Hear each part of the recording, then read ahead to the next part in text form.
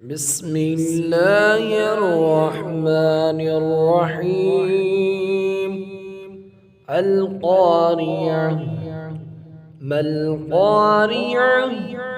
وما أدراك ما القارعة؟ يوم يكون الناس كالفراش المبثوث وتكون الجبال كالعهن المنفوش. فأما من ثقلت موازينه فهو في عيشة راضية.